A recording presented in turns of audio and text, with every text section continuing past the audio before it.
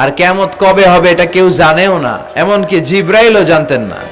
সাইয়েদনা জিব্রাইল, এমনকি বিশ্বনবী মুহাম্মদ রাসূলুল্লাহ সাল্লাল্লাহু আলাইহি ওয়াসাল্লামও জানতেন না, জানে শুধু একজন, তিনি কে?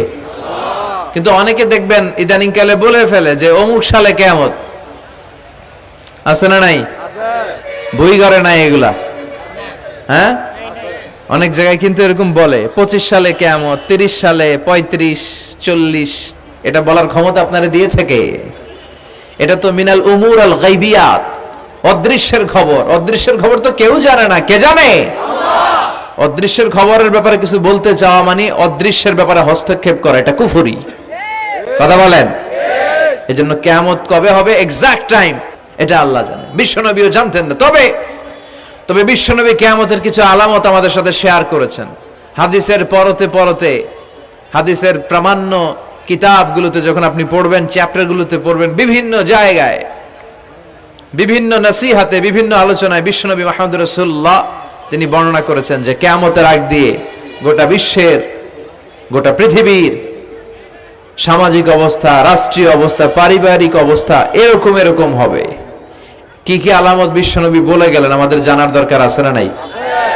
আমরাও কিন্তু অবাক করা কোনো কাণ্ড দেখলে বলে ফেলি এটা কিয়ামতের আলামত, বলি না? কথা বলেন। আমরা যদি বেহায়াপনা দেখি, বিশেষ করে ধর্মপ্রাণ মুরব্বী যারা আছে, এরা বেহায়াপনা দেখলে সহ্য করতে পারে না, এরা বলে এগুলো কিয়ামতের আলামত। আছে না নাই? কিয়ামতের আলামত। আমি এরকম দেখেছি যে একটা সন্তান মায়ের পেট থেকে ভূমিষ্ঠ হয়েছে, কিন্তু ওই সন্তানের মাথা দুইটা। কয়টা? আছে না নাই? তো এগুলো দেখলে আমরা কি বলি? কিয়ামতের আলামত। কিন্তু বিশ্বনবী কিয়ামতের আলামতের ব্যাপারে কি বললেন, আমাদের কি শোনালেন, জানতে মনে চায়? কথা বলেন, শুনতে মনে চায়? আসেন আজকের এই চমৎকার রজনীতে কিয়ামতের আলামতের ব্যাপারে, আলামাতুল কিয়ামা, আশরাতুস সাআ, আস-সুগরা ওয়াল কুবরা, এগুলো আমরা জানার চেষ্টা করি। আপনি বিশ্বনবীর মুখনিসৃত এই বাণীগুলো যদি শোনেন যে কিয়ামতের আলামতের ব্যাপারে বিশ্বনবী কি বলেছে, শুনলে আপনার গা শিহরিয়ে উঠবে।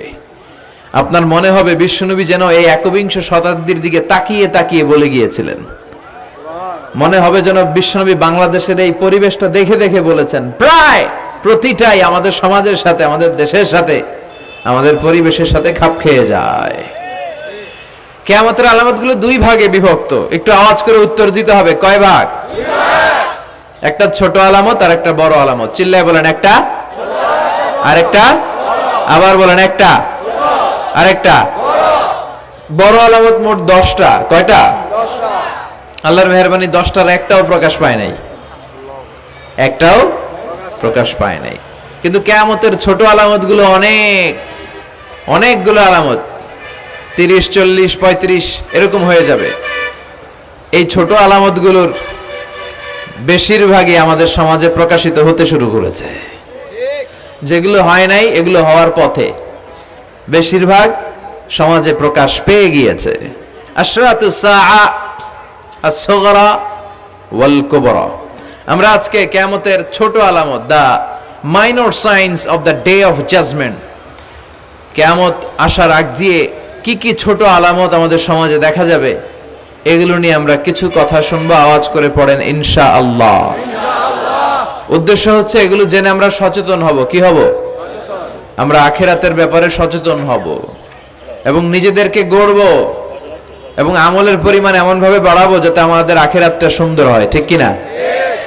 আমাদের অনেকেরই এই ইখলাস জিনিসটার খুব অভাব। এটা নাই, এটার ঘাটতি। আমরা আল্লাহর কাছে কামনা করি, আল্লাহ তুমি আমাদের হৃদয় ইখলাস দিয়ে পরিপূর্ণ করো। আল্লাহুম্মা রযুকনা ইখলাস, আল্লাহ তুমি আমাদেরকে ইখলাসকে রিজিক হিসেবে দাও।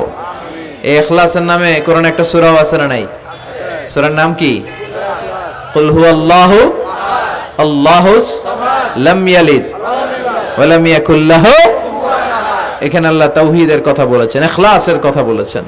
এজন্য আমরা যেন ইখলাসের সাথে শুনি, ইখলাসের সাথে আমল করি। আল্লাহ তুমি তৌফিক দাও। আমিন।